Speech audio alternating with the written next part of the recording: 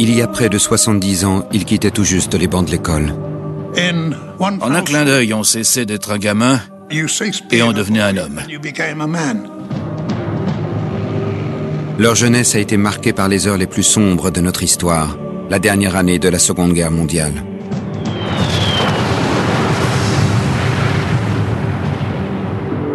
Arrivés au crépuscule de leur vie, ils sont les derniers témoins vivants de cette période. Encore faut-il les écouter. C'est notre dernière chance d'apprendre ce qui s'est passé de la bouche même de ceux qui l'ont vécu. Des cadavres allemands, canadiens, britanniques. L'odeur, la puanteur. C'est ça la guerre. C'est ça. Depuis le débarquement sur les plages de Normandie, jusqu'à la bataille des Ardennes, au plus fort d'un hiver glacial, en passant par la découverte des atrocités nazies un peu partout en Europe. Comment des êtres humains peuvent-ils faire ça à d'autres êtres humains? Comment peuvent-ils? Voici leur histoire, telle qu'ils la racontent, et non pas telle qu'elle a été écrite par les généraux et les historiens.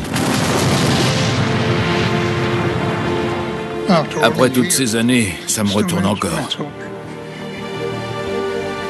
Lorsque les archives le permettront, nous reverrons les scènes de bataille. En leur absence, nous utiliserons de vraies armes et de vraies bombes pour illustrer ce qu'ont vécu les combattants.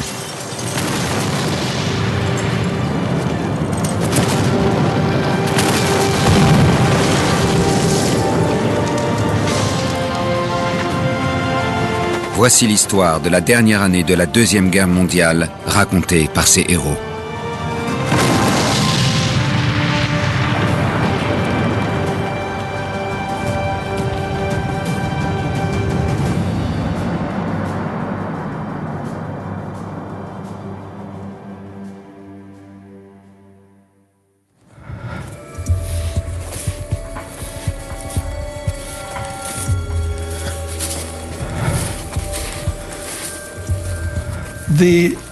Le plus dur pour un fantassin, ce sont les conditions de vie. J'ai passé le plus clair de mon temps dans des gourbies. Décembre 1944, dans les Ardennes, près de la frontière allemande. Arnold Whittaker, 19 ans, se terre dans un abri de tranchées.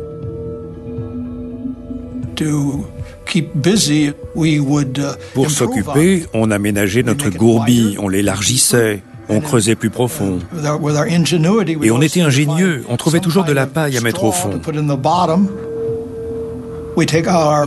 On avait des photos de stars de cinéma, comme Betty Grable et Rita Hayworth, qu'on fixait au mur. On creusait un trou pour ranger nos gamelles. Et le plus morbide dans tout ça, c'est que c'était la taille et la profondeur idéale pour un cercueil.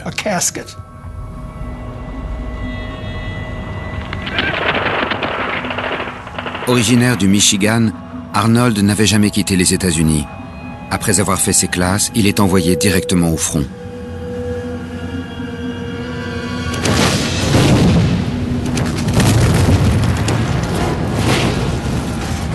La première nuit, il y a eu des explosions partout. Les arbres éclataient sous les mortiers, les Minenwerfers, les obus de 88.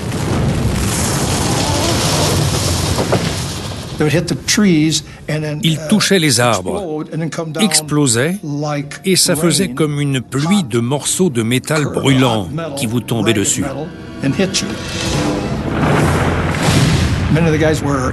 Beaucoup d'hommes ont été blessés par les éclats de bois qui se plantaient comme des flèches.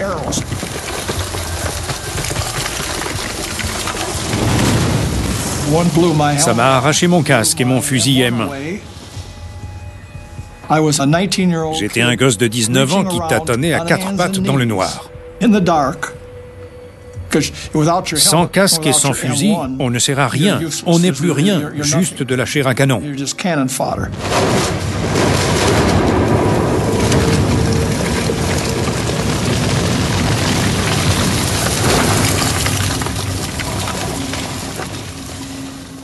Et en une seule journée, je suis devenu un vétéran.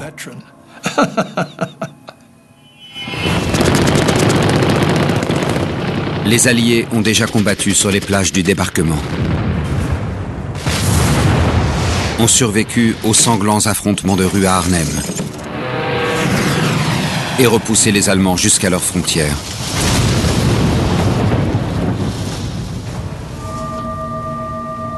La ligne de front s'étend désormais de la pointe de la Hollande au nord jusqu'à la Suisse au sud. Les états-majors alliés ont pour nouvel objectif de percer la ligne Siegfried, 645 km de fortifications lourdement défendues, l'ultime barrière protégeant le cœur de l'Allemagne. Les affrontements se concentrent dans la région densément boisée des Ardennes.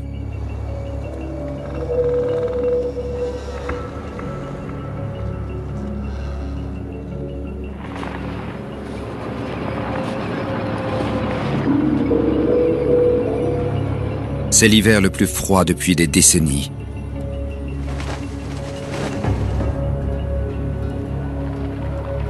Il est souvent impossible d'acheminer le ravitaillement jusqu'aux troupes. On était mal équipés. On n'avait pas de parka. Juste ces saletés de manteaux qui, une fois mouillés, pesaient une tonne.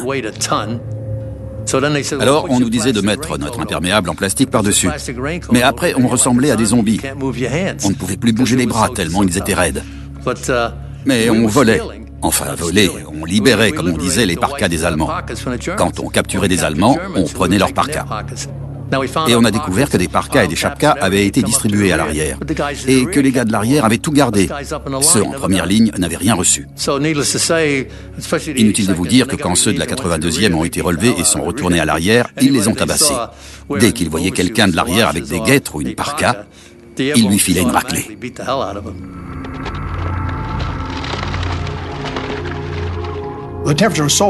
Il faisait tellement froid que nos rations K gelaient. Les petites cuillères en bois se cassaient sans arrêt. Donc, on a libéré des cuillères en argent qu'on gardait dans la poche. Et en ce qui concerne l'hygiène, pour les nettoyer, on faisait comme ça, et on les remettait dans nos poches qui étaient pleines de cochonneries. On a fini par le payer. La dysenterie a fait des ravages dans nos rangs. Quand vous avez la dysenterie, vous ne dites pas à vos besoins naturels « remettons ça à un moment plus approprié pour que je puisse vous satisfaire ». Si vous avez besoin de fer et que vous êtes bombardé, vous faites dans votre pantalon. En d'autres termes, c'est une question de vie ou de mort.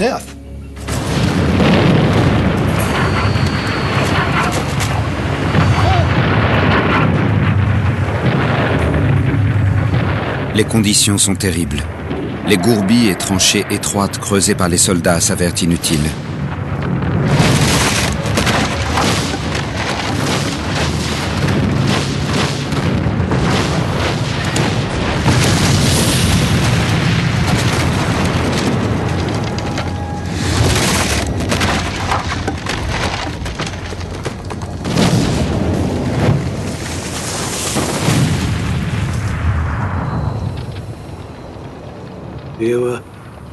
On était morts de trouille la plupart du temps. Les obus qui explosaient en l'air causaient tout un tas de blessures. Des membres arrachés. Des morceaux de membres arrachés. À tout juste 16 ans, Bill Edwards s'ennuie dans une usine de munitions et ment sur son âge pour rejoindre le front. Il se retrouve brancardier dans le 1er bataillon du régiment du Worcestershire.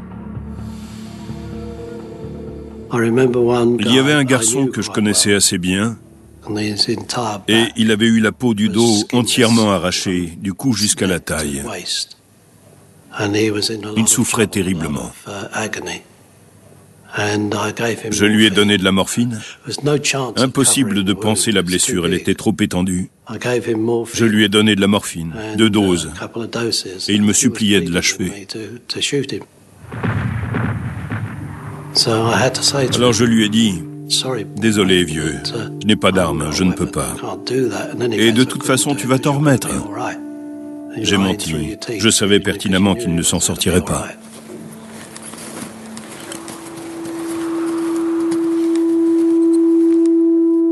À 17 ans, après avoir lui aussi menti sur son âge, Carl Beck, originaire du Missouri, rejoint la 101e division aéroportée. J'étais un soldat mitrailleur sans expérience. Et croyez-moi, je ne laissais personne d'autre approcher ma mitrailleuse. D'ailleurs, j'avais écrit son nom au pochoir sur le côté, le long de la chambre. Je l'avais baptisé Jiving Joe. C'était une fille que j'avais connue au lycée. Carl et sa fidèle mitrailleuse sont au feu depuis le débarquement en Normandie. Sans le soutien de parachutage, ils se retrouvent bloqués dans une forêt glaciale. On était dans un gourbi, j'ai installé la mitrailleuse. J'avais un gamin comme assistant mitrailleur. On nous a dit que du courrier était arrivé. Je lui ai dit, reste ici, je vais le chercher. Il y avait un colis pour lui. Et le paquet avait déjà bien souffert depuis les États-Unis. Et donc je suis retourné vers l'abri avec le courrier. Mais l'artillerie ennemie s'est mise à tirer. Je me suis jeté à terre.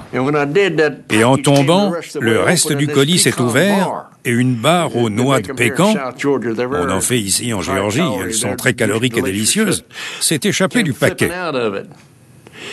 Et vous voyez, on perd tout sens moral. Parce que je savais, mon intuition me disait que ce gamin était mort. Alors, j'ai ramassé cette barre et je l'ai mangée.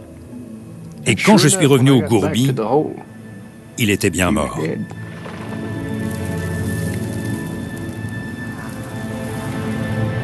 Je ne me souviens même plus de son nom. J'ai oublié. Voilà ce que nous fait la guerre. On vit comme des animaux et on réagit comme des animaux. Mais on s'en remet quand on retourne à la civilisation. Souvent, je me réveillais en pleine nuit en criant « Et voilà, ils arrivent !» avant de me ressaisir. C'est fini maintenant, mais je n'oublierai jamais. En plein cœur de l'hiver le plus froid depuis des décennies, les Alliés continuent d'avancer vers la ligne Siegfried par l'ouest, tandis que les Russes enfoncent le front est. L'Allemagne est prise en étau. Hitler fait alors un dernier pari risqué et masse discrètement ses troupes et ses forces blindées derrière la ligne de front occidentale. Puis, le 16 décembre 1944, il lance une contre-attaque massive dans les Ardennes et repousse les Alliés jusqu'en Belgique. La bataille des Ardennes commence. Après avoir poursuivi une armée qui se repliait, les forces alliées épuisées se retrouvent soudain confrontées à des unités allemandes plus fraîches et plus expérimentées.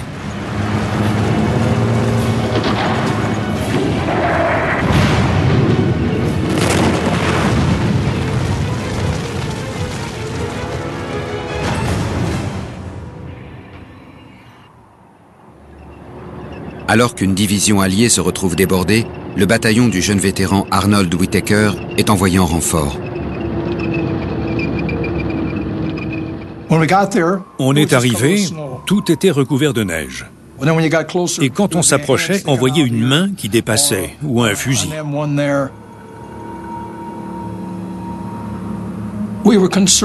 On craignait, avec toute la neige qui tombait, que l'intendance ne retrouve plus les corps avant le dégel. Donc on a pris leurs fusils, fixé la baïonnette dessus, et on les a plantés dans le sol pour qu'ils ressortent et que l'intendance repère qu'il y avait un GI mort à cet endroit. Parce qu'avec toute cette neige, ça ne faisait même plus de bosse.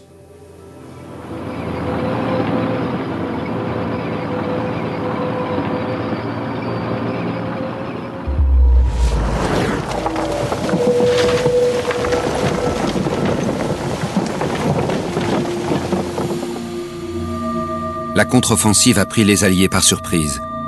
Les Allemands vont tenter de prendre le contrôle de la petite ville de Bastogne.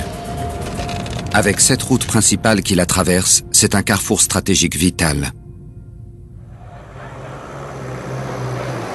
Les états-majors alliés savent qu'il faut absolument stopper les Allemands. Toutes les permissions sont annulées. Le lieutenant Frank Gregg, 22 ans, de la 101e division aéroportée, est alors en permission pour 3 jours à Reims. Un sous-officier s'est approché et m'a dit que le colonel demandait à me voir. Donc, je me suis mis en route. Je me doutais que c'était important.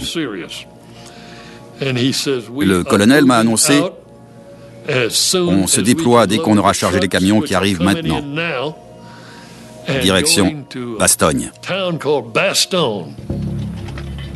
Il faut qu'on y soit avant les Allemands. »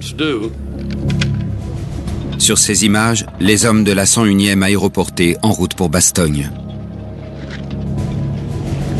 Ed James, 20 ans, fait partie de la célèbre Easy Company. On est monté dans les camions, on n'avait quasiment aucun équipement, rien. Absolument rien. On n'avait pas de capote, pas de guêtres, pas de gants. Je ne savais pas où on allait, ni ce qu'on allait y faire. On a roulé toute la nuit, sur les routes françaises, puis belges. On s'est garé dans une grande cour de ferme. Le commandant m'a dit « Rassemblez vos hommes. Et dès que le jour se lève, je veux que vous remontiez cette route jusqu'à ce que vous tombiez sur les Allemands. Et stoppez-les. » J'ai dit, à vos ordres. Les Allemands attaquaient avec des divisions. Et moi, j'avais une unité d'une centaine d'hommes.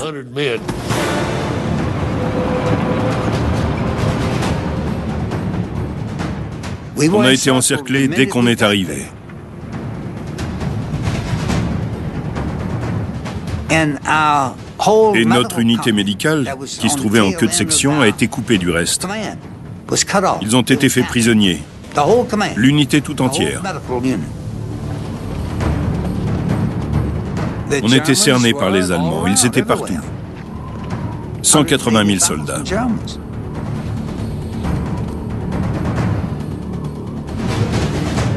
C'est là qu'on s'est battu. L'armée allemande commence à resserrer son étreinte autour des troupes qui défendent Bastogne.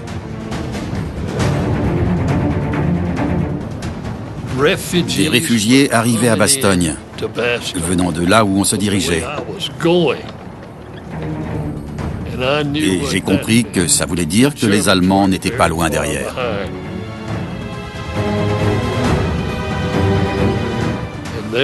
Les Allemands sont apparus au sommet de la colline. On s'est rejoints à flanc de colline.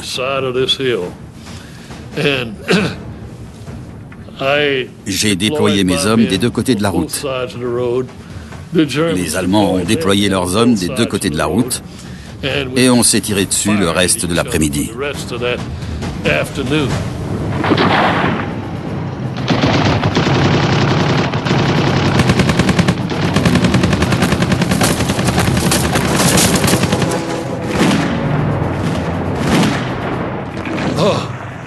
C'est allé de mal en pis.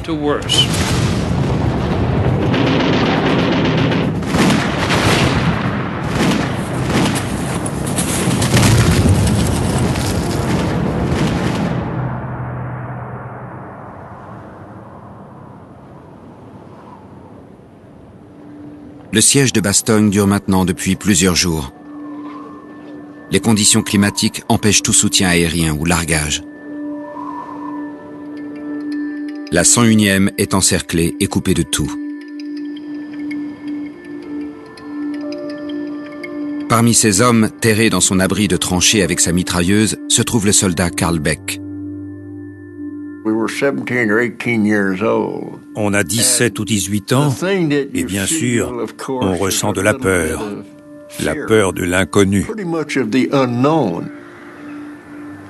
Mais ce qui me faisait le plus peur, et je suis sûr que c'était pareil pour mes camarades, ce que je redoutais le plus, c'était l'idée de ne pas être à la hauteur.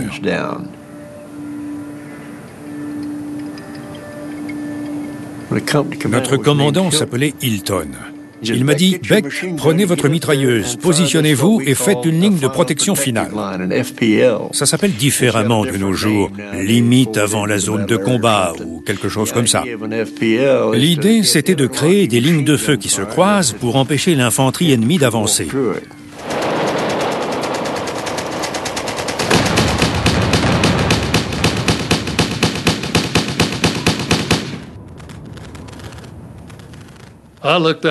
J'ai regardé le lendemain matin et il y avait des Allemands qui gisaient sur les barbelés. Ils avaient essayé de passer et mes camarades avaient fait du bon boulot et les avaient arrêtés. Bon sang, ils ont dû en tuer. Il devait y en avoir 25 accrochés aux barbelés le lendemain.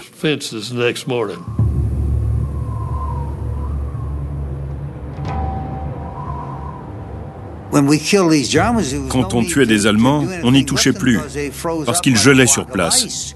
Ils devenaient durs comme de la pierre. Quand ils s'approchaient, on les descendait juste devant nos abris de tranchées, et pas question de déplacer les corps. Alors on s'en servait comme table ou pour s'asseoir dessus. Ils étaient moins froids que la neige.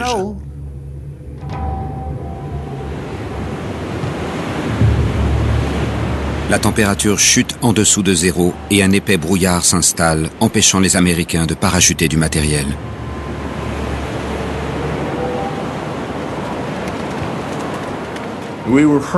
On souffrait. On avait froid, faim, on était trempés, mais on tenait bon. On tenait bon.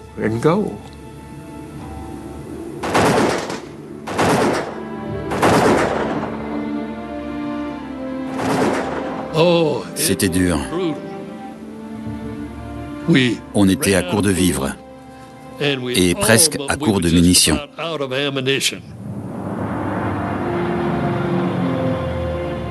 Quand le temps s'est éclairci, des C-47 sont arrivés et ils nous ont largué du matériel.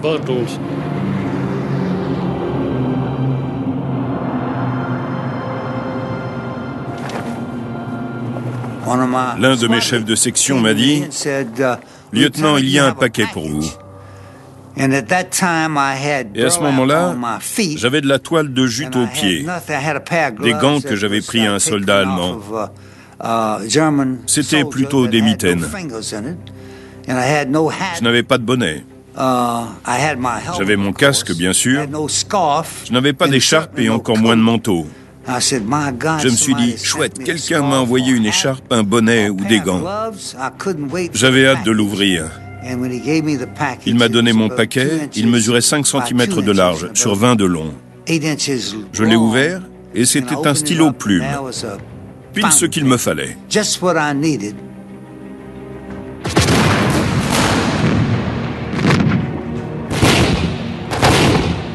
Finalement, le 26 décembre, la 3e armée américaine réussit une percée et brise le siège de Bastogne.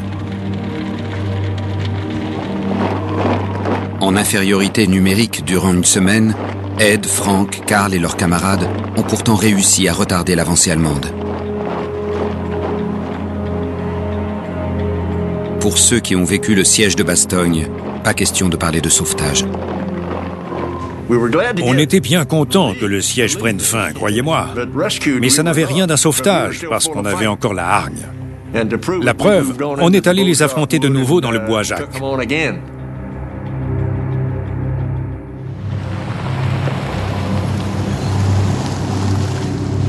Une semaine après le début des combats, les pertes alliées se comptent par plusieurs centaines par jour.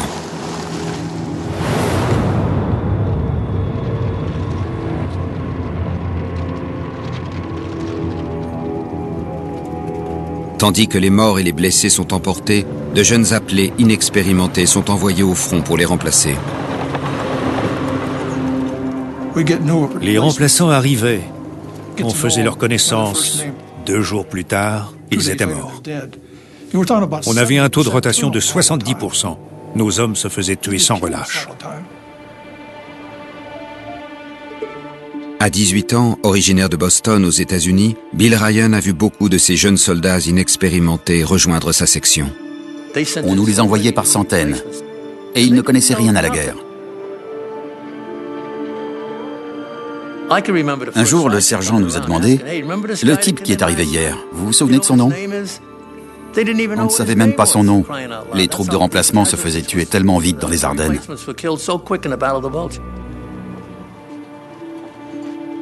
Pour son baptême du feu, Gil Nelson, 19 ans, est envoyé avec son unité effectuer ce qu'il pense être un exercice d'entraînement.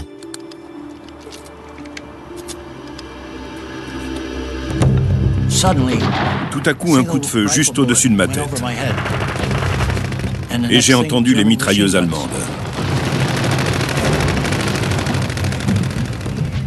On n'avait jamais entendu de mitrailleuses allemandes avant. On avait fait beaucoup d'exercices avec des mitrailleuses américaines qui faisaient... Mais il n'y a aucune comparaison possible entre le bruit d'une mitrailleuse allemande et la nôtre. On dirait des pétards chinois très rapides. Ça pétarade au-dessus de votre tête.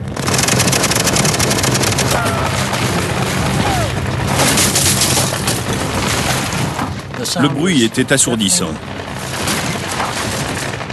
Ça m'a fait vraiment très peur.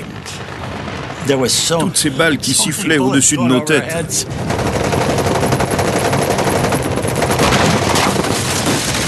C'était infernal. Le bruit, la vue du sang, les hommes qui mouraient, les hurlements.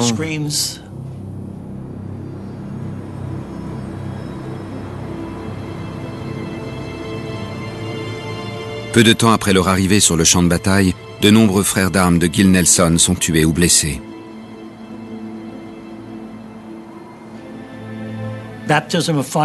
Ce baptême du feu a été un bouleversement. Et ça m'a obligé à réfléchir sur le sens de la vie. Tout de suite, la suite.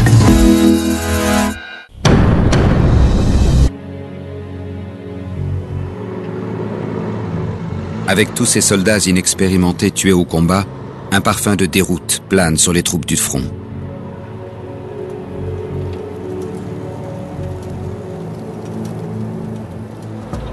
Hitler donne l'ordre d'instiller la peur, la terreur et le chaos parmi les troupes alliées. Des Allemands vêtus d'uniformes américains font dévier des convois, changent les panneaux indicateurs et coupent les lignes téléphoniques. Beaucoup d'entre eux avaient vécu aux États-Unis. Ils connaissaient Lou Gehrig, les Yankees et les Giants. Et quand on a su qu'on avait été infiltré, dès qu'on entendait un bruit, on pensait que quelqu'un s'approchait en douce. On était encore plus nerveux.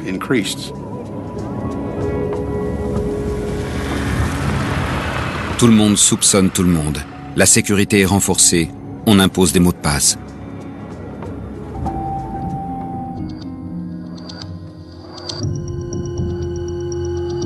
Dans cette ambiance malsaine de peur et de méfiance, des rumeurs d'atrocités commises par les Allemands commencent à se répandre.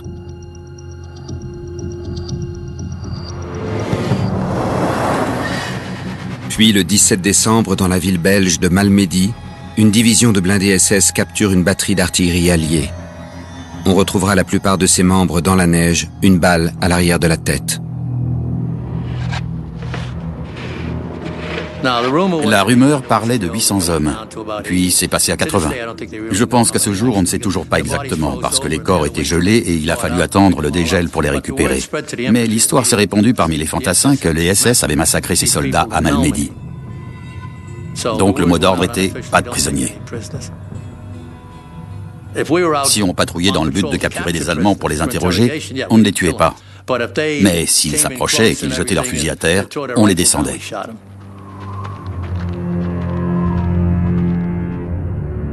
Ed James se souvient du jour où la Easy Company a capturé un groupe d'Allemands. On a repéré le chef du groupe. On lui a demandé de nous donner l'information qu'on voulait, à savoir où se trouvaient les Allemands en uniforme américain, parce que c'était indispensable pour sauver notre peau, vous voyez.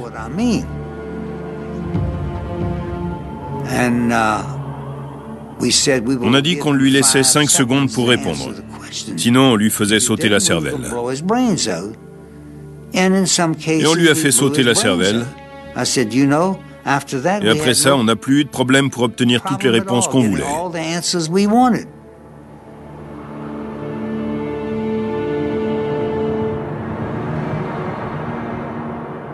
Harley Reynolds a quitté sa famille à 16 ans pour s'engager dans l'armée. Il a combattu dans les déserts d'Afrique du Nord, puis à travers l'Europe.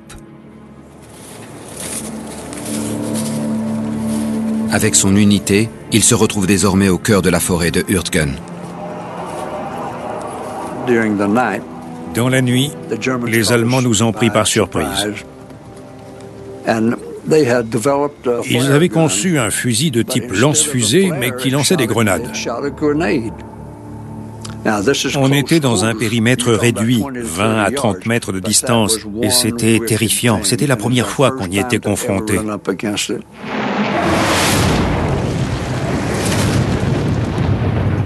Le bruit faisait penser à un bus ou un camion qui s'écrasait.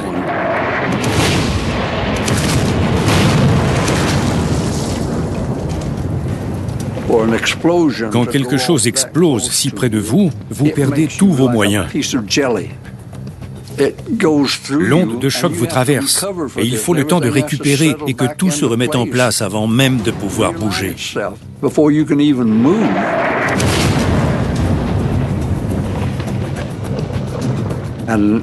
Ça a été un massacre. J'ai fait partie des 13 seuls survivants du bataillon.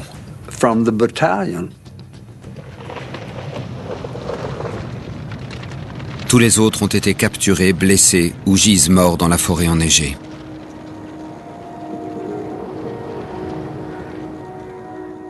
Effrayé, apeuré, ce n'est pas le bon mot.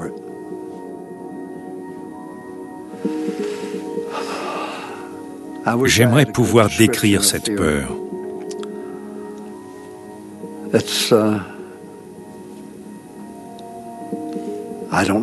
Je ne sais pas si on peut dire qu'il y a une bonne peur et une mauvaise peur. La bonne, c'est celle qui vous anesthésie et vous permet d'oublier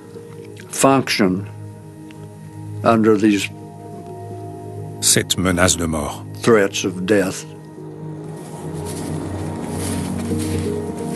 Traumatisé par ce massacre, Harley Reynolds est démobilisé.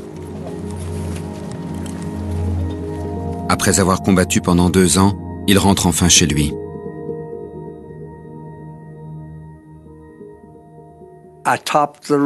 Je suis arrivé au sommet de la colline qui surplombait notre maison. Mon père avait fini de la construire. Il avait commencé avant que je parte et là, elle était terminée. Je la voyais.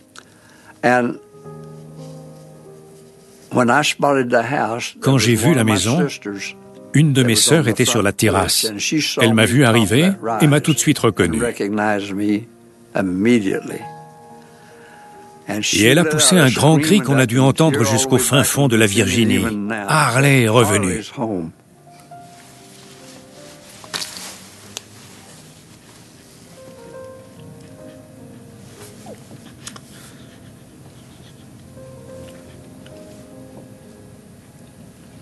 Did it.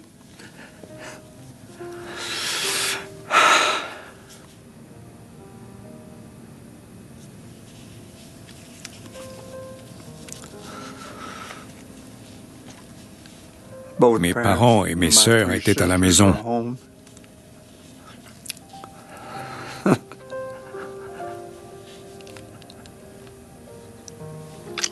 Ils sont sortis en courant.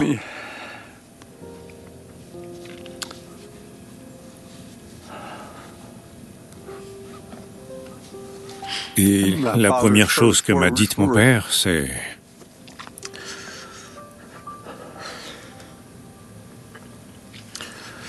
On va enfin pouvoir dormir tranquillement maintenant.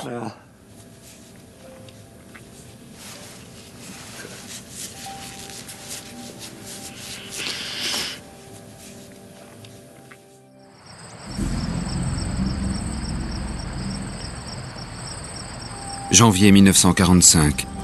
Les Alliés commencent à reprendre le terrain qu'ils ont perdu lors de la bataille des Ardennes. Ils avancent par milliers, repoussant les Allemands vers l'est, tranchée par tranchée. Au cœur de la forêt, blotti dans un abri pour la nuit avec son régiment, Clayton Bird, 19 ans, originaire du Tennessee. On s'est réveillé le lendemain et tous les matins, on est censé regarder à droite puis à gauche de sa tranchée pour vérifier que les autres sont toujours là. Quand on a regardé, il n'y avait plus personne. Et on a compris qu'on se retrouvait derrière ce qui était devenu la ligne de front allemande, tout seul, abandonné à notre sort, avec à peine de quoi tenir quelques jours en termes de rations, d'eau et de munitions.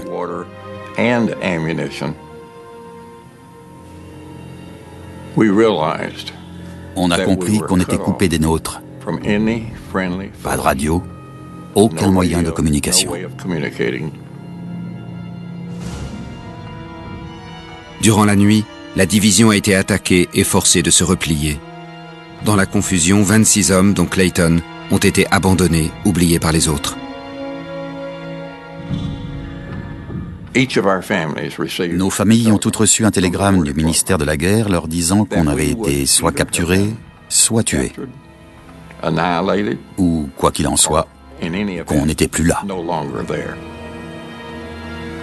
Nous étions portés disparus. On ne savait pas quoi faire.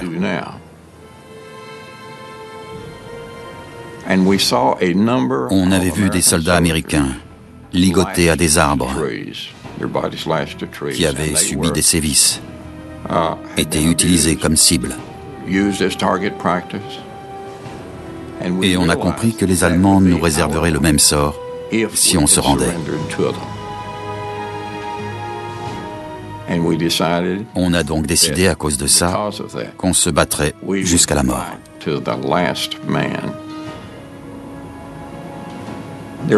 Nous étions très sereins. On n'aurait pas à prendre cette décision de nouveau le lendemain. On avait décidé une fois pour toutes qu'on ferait ce qu'il faudrait. Le lendemain matin à l'aube, une section allemande est tombée sur nous par hasard, ignorant qu'on était là. On les a balayés.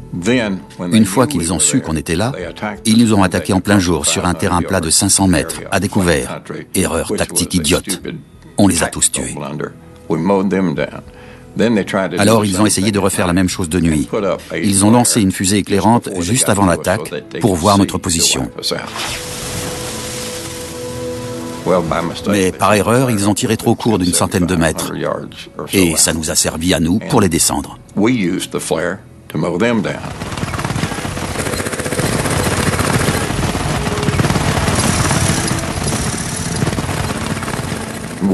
On n'avait rien mangé depuis une semaine. Chaque tir devait avoir une cible précise, parce qu'il était hors de question de gâcher des munitions. Pendant 7 jours, Clayton et son petit groupe de camarades parviennent à tenir à distance les forces allemandes, pourtant plus nombreuses. Lorsque les troupes alliées finissent par avancer dans la forêt, elles y découvrent Clayton et ses hommes. Grâce à nous, les Allemands étaient tellement déboussolés qu'ils ne savaient plus où se trouvait la ligne de front. Ils ne s'attendaient pas à une ligne de front là où on était. On se faisait une confiance totale. Et on savait que si on devait tomber, on tomberait ensemble. Et je suis fier de ce groupe d'hommes.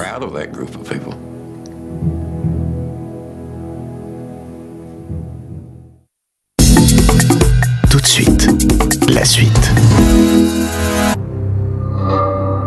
Le 28 janvier 1945, les Alliés ont repris tous les territoires conquis par les Allemands. La bataille des Ardennes est terminée. Ils peuvent désormais se concentrer sur la percée de la ligne Siegfried, le dernier rempart avant l'Allemagne.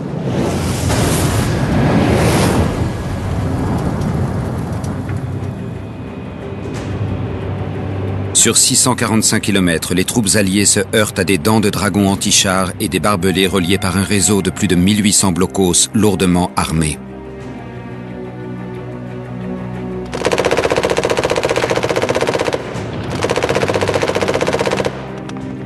Après être revenu de derrière les lignes ennemies, l'unité de Clayton Bird est chargée de percer l'alignement de blocos.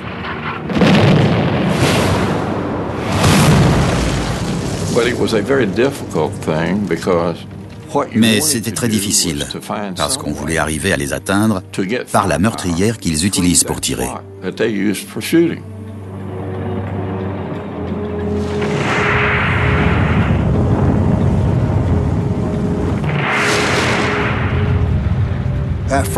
D'abord, on a essayé le lance-flammes pour déloger les fantassins qui se trouvaient à l'intérieur. Les unités comptent également des ingénieurs comme Frank Cam, des experts capables de faire sauter des structures en béton armé. On envoyait un homme avec une charge de 20 kg d'explosifs dans une sacoche. Il l'a lancée contre la porte avec la mèche allumée, courait se mettre à l'abri et elle explosait. La détonation enfonçait la porte et le choc était si violent que ça sonnait les hommes à l'intérieur.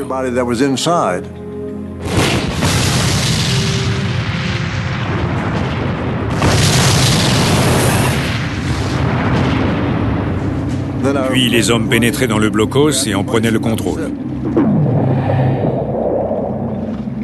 Lorsque l'unité de Clayton Bird reçoit l'ordre de détruire 4 blocos, elle est confrontée à une situation inhabituelle. On a vu un drapeau blanc sortir par la meurtrière et on a discuté avec un Allemand. Il nous a dit, si vous faites une démonstration de force, les hommes de ce blocos se rendront. Alors, on a tiré des centaines, des milliers de cartouches et d'obus en l'air. Un véritable feu d'artifice.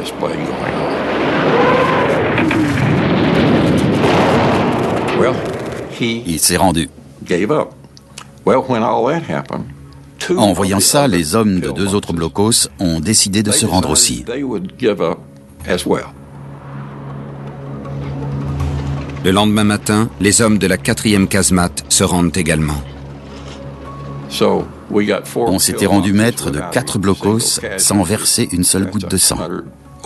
Ça représente plus de 120 soldats. Nous les avons fait prisonniers. Une fois les blocos évacués, les ingénieurs les remplissent d'explosifs et les font sauter.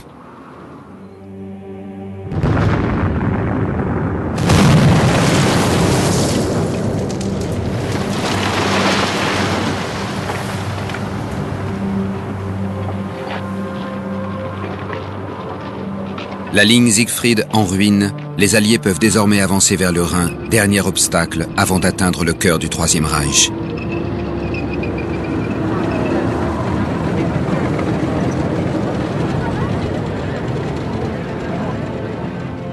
Clayton Bird poursuit sa route jusqu'en Allemagne. Pour avoir résisté aux Allemands alors qu'ils étaient coincés derrière les lignes ennemies, tous les hommes de son unité seront décorés de la médaille Silver Star. Après avoir survécu aux horreurs de son tout premier combat, Gil Nelson est nommé sergent chargé de la relève.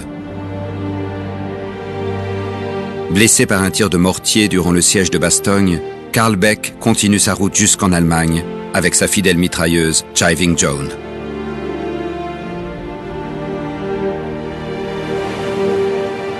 Dans le dernier épisode, les Alliés traversent le Rhin sous les tirs nourris des Allemands qui tentent désespérément de les repousser. Si vous n'êtes pas tué par l'artillerie, vous vous noyez. Et un peu partout en Europe, ils découvrent le véritable visage de l'Allemagne nazie. Il y avait des tas de chiffons qui empestaient par terre. Sauf que ce n'étaient pas des chiffons, mais des cadavres. Et la RAF s'apprête à bombarder Berlin, la ville la mieux défendue d'Europe. Le lieutenant-colonel a pointé Berlin du doigt, et là, 150 voix se sont élevées en même temps. Oh, merde!